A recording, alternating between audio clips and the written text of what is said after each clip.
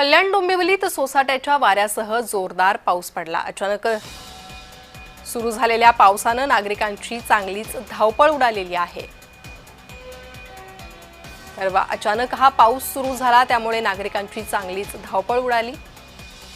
दिवाळीतही पावसाने अनेक ठिकाणी हजेरी लावल्याचं पाहायला मिळालं, तर कल्याण डोंबिवलीत पावसाने नागरिकांची चांगलीच तारांबळ उडवली। अधिक माहिती घेणार आहोत आमचे प्रतिनिधी किशोर पगारे यांच्याकडून। किशोर, कल्याण डोंबिवलीत अद्यापही पाऊस सुरू आहे का?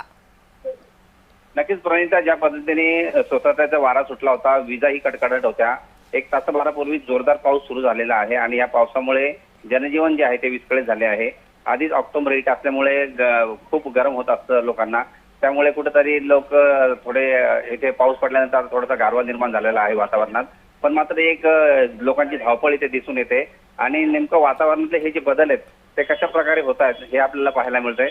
मात्र लोकांचं आरोग्य यामुळे थोडंसं धोक्यात येतं आणि अशा पावसामुळे तब्येती जे बिघडतात, कारण की हा जो नैसर्गिक परिणाम आहे तो जनजीवनावर होत असतो। किशोर, धन्यवाद या सविस्तर माहितीसाठी।